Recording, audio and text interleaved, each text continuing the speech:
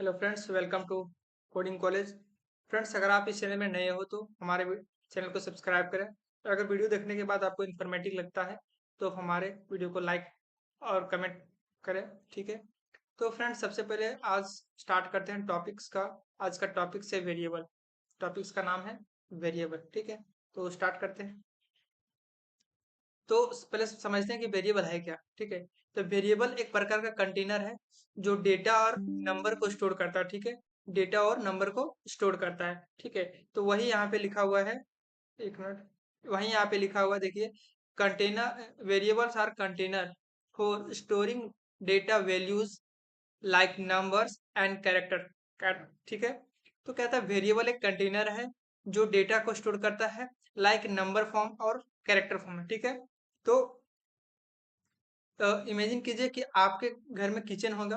Kitchen के अंदर अलग अलग सारे कंटेनर होते हैं, डब्बे होते हैं, जिसके अंदर कुछ ना कुछ किसी में मसाले, किसी में दाल, किसी में नमक, किसी में चीनी, इस प्रकार के होता है। तो वो कंटेनर एक प्रकार का वेरिएबल है। ठीक है, कंटेनर वो जो है एक प्रकार का वेरिएबल है, और उसके अंदर जो दाल है, नमक है, चीनी है या फिर मसाले हैं, वो सब एक प्रकार का डेटा है। ठीक है, उसी तरह से मेमोरी में भी होता है। जैसे कि इमेजिन कीजिए एक मेमोरी है। ठीक है, एक मेमोरी है। ठीक है, मेमोरी के अंदर भी ब्लॉक्स होते हैं, अलग अलग डिफरेंट डिफरेंट ब्लॉक्स होते हैं। ठीक है, तो मान लीजिए हम यहाँ पे एक ब्लॉक्स लिए हैं। ठीक है, उस ब्लॉक्स का कुछ नाम होगा, कुछ एड्रेस होगा। ठीक है, उस ब्लॉक का हम नाम लिए हैं एज। ठीक है, एज लिए हैं, और उसके अंदर कुछ डेटा होगा, स्टोर करवाते हैं डेटा, तो उस डेटा को हम लिए हैं 20। ठीक है, तो ये जो नाम हुआ वो एज एज जो है एक प्रकार का वेरिएबल है जो डेटा को स्टोर कर रहा है, 20 को स्टोर कर रहा है। ठीक है, ये हो गया वेरिएबल। ठीक है, एक दूसरा ले लेते हैं। दूसरा लिए हैं एक नेम। ठीक है,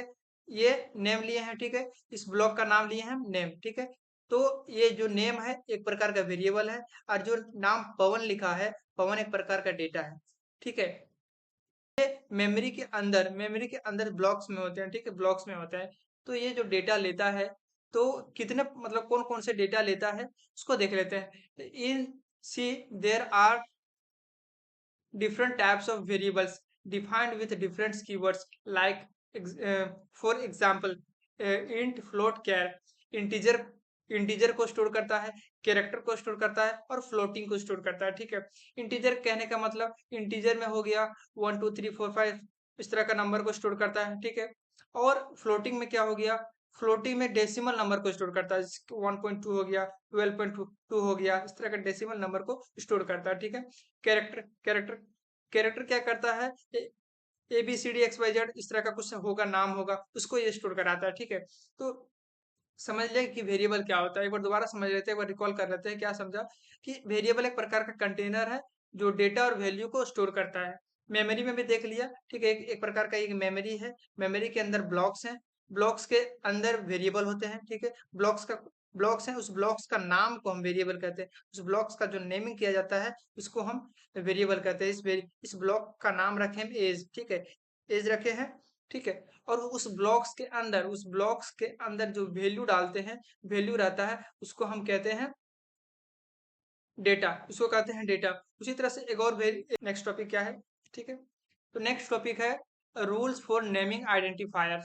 आइडेंटिफायर्स कहने का मतलब जो आप वेरिएबल का नाम रखते हो उसका रूल्स क्या क्या है। ठीक है, तो आप उसका नेमिंग करने के लिए, वेरिएबल को नेमिंग करने के लिए आप A to Z, capital A to Z और स्मॉल ए टू जेड आप यूज कर सकते हैं। डिजिट का यूज कर सकते हैं 0 to 9 तक। ठीक है, उसके बाद अंडरस्कोर का भी यूज कर सकते हैं आप। ठीक है, अंडरस्कोर भी यूज करते हैं। एग्जांपल के तौर पे लिया है, एक वेरिएबल बनाया माई नेम का। ठीक है, माई नाम का वेरिएबल बनाया, ये सही है। ठीक है, रोल रोल नंबर लिखा, रोल अंडरस्कोर दिया, नेम लिखा, ये भी सही है। नेम लिखा, सम लिखा, वन लिखा, सम वन लिखा, ये भी सही है। ठीक है, तो इस तरह का आप वेरिएबल्स को क्रिएट कर सकते हैं। ठीक है, दूसरा क्या है, identifiers must begin with letter और अंडरस्कोर। ठीक है, यहाँ पे क्या किया है, नंबर लिखा है, वन नेम। ठीक है, जो अलाउड नहीं करता है। ठीक है, अलाउड नहीं करता है। ठीक है, कैसे अलाउड करेगा, आप अंडरस्कोर वैल्यू लिख सकते हैं, x1 लिख सकते हैं, ये करेक्ट तरीका है। ठीक है, और ये वन नेम इनकरेक्ट तरीका है, क्योंकि आप इसका अलाउड नहीं कर सकता है, कंपाइलर अलाउड नहीं करता है कि आप किसी नंबर लेटर से स्टार्ट करना पड़ेगा, नंबर से अलाउड नहीं करता है, ठीक है। एक और दूसरा पॉइंट में क्या है, कहता है स्पेसेस और special character are not allowed. इस प्रकार का स्पेशल कैरेक्टर होता है, इसको अलाउड नहीं करता है। कहाँ पे? मिडिल में इसको आप नहीं रख सकते हो, बीच में आप नहीं डाल सकते हो, ठीक है। जैसे कि माई नेम लिखा, आप इसमें डाल दिए स्पेशल कैरेक्टर, ये सही नहीं है, स्पेशल कैरेक्टर इसमें सही नहीं है, ठीक है। तो ये गलत है, ठीक है, अलाउड नहीं करेगा, ठीक है। एक और लिया है टोटल हैच और मार्क्स लिया है, इसको भी अलाउड नहीं करेगा, क्योंकि आप जो हैच लिए हैं एक प्रकार का स्पेशल कैरेक्टर है, ठीक है, स्पेशल कैरेक्टर है, तो ये अलाउड नहीं करेगा, ये गलत तरीका है, ठीक है। फिर क्या कहता है, सी इज केस सेंसिटिव लैंग्वेज। सी एक प्रकार का केस सेंसिटिव लैंग्वेज है। तो आप अगर वी बड़ा लिखते हैं, वैल्यू लिखते हैं, तो ये अलग अलग नाम का एक वेरिएबल बन गया, ठीक है। अगर वैल्यू वी छोटा लिखते हैं और स्मॉल लेटर में लिखते हैं वी वैल्यू लिखते हैं, तो ये अलग हो गया, ठीक है, अलग टाइप का वेरिएबल हो गया, ठीक है। तो ये केस सेंसिटिव लैंग्वेज है, इसलिए अगर आप कैपिटल यूज करते हो तो ये अलग वेरिएबल बन गया, स्मॉल यूज करते हो तो अलग वेरिएबल बन गया, ठीक है। उसके बाद क्या आता है, कीवर्ड्स। कीवर्ड्स का आप यूज नहीं कर सकते हो, किसी भी कीवर्ड्स को आप वेरिएबल बनाने के लिए, आप वेरिएबल डिक्लेयर करने के लिए आप नहीं यूज कर सकते हो, ठीक है। हो गया, फ्लोट हो गया, इफ हो गया, रिटर्न हो गया, इस तरह का कीवर्ड का आप यूज नहीं कर सकते हो। जैसे कि यहाँ पे लिया है int equal to 5, int equal to 5 लिया है, ये अलाउड नहीं है, ठीक है, ये गलत तरीका है, ठीक है। तो स्टार्ट करते हैं एल्गोरिदम, देखते हैं एल्गोरिदम कहते हैं किसको, ठीक है। तो algorithm is a step by step procedure to solve as defined as well defined problem in a finite number of steps. कहता है कि स्टेप बाय स्टेप प्रोसीजर, ठीक है, step by step problem solve procedure को हम algorithm कहते हैं, ठीक है। किसी भी प्रॉब्लम को स्टेप बाय स्टेप सॉल्व करने के प्रोसीजर को हम एल्गोरिदम कहते हैं, ठीक है। कहता है it should be efficient and last step must be terminate and exit. कहता है लास्ट स्टेप जरूर मतलब मस्ट है कि आप टर्मिनेट और एग्जिट करें, ठीक है, ठीक है। उसके बाद इसका थोड़ा सा देख लेते हैं एल्गोरिदम कैसे लिखा जाता है, ठीक है। तो स्टेप 1 होता है स्टार्ट होता है, ठीक है। स्टेप 2 होता है डिक्लेयर करते हैं, वेरिएबल को डिक्लेयर किया ए और बी और सम, ठीक है। तीसरा स्टेप में क्या किया, रीड किया, ठीक है। फोर्थ स्टेप में ए प्लस बी को सम कर दिया, ठीक है।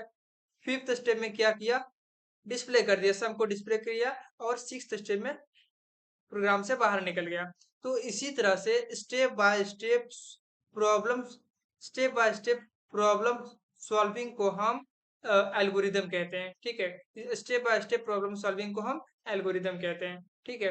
तो टाइप्स ऑफ एल्गोरिदम, कितने प्रकार के एल्गोरिदम होते हैं, तो एक recursive algorithm, dynamic algorithm, back tracking algorithm, divide and conquer algorithm, greedy algorithm, ठीक है।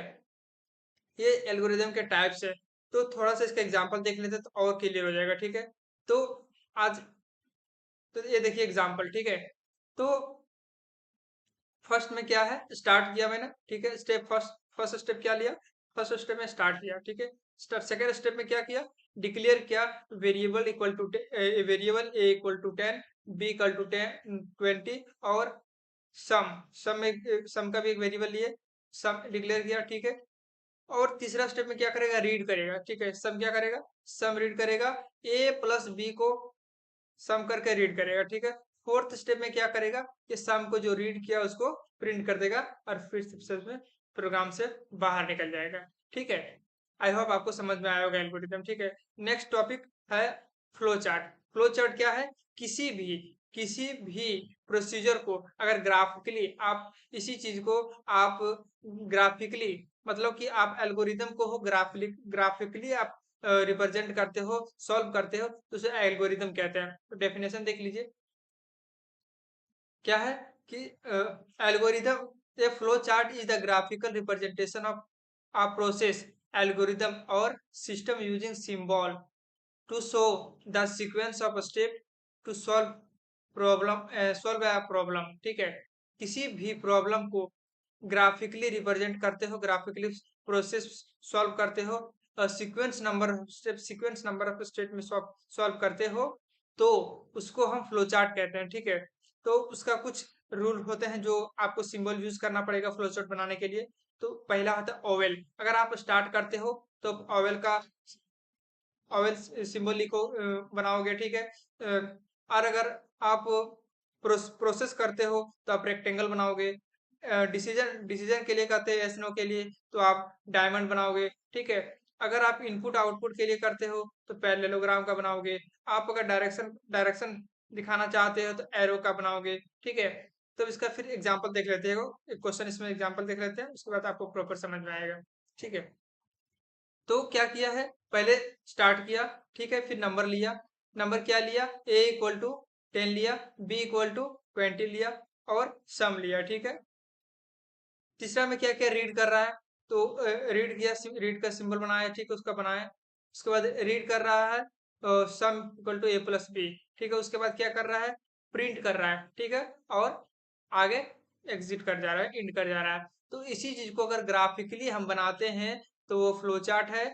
एल्गोरिदम को ही ग्राफिकली अगर बनाते हैं step by step, finite number of steps, ठीक है, तो उसको हम फ्लो चार्ट कहते हैं, ठीक है। आई होप आपको समझ में आया।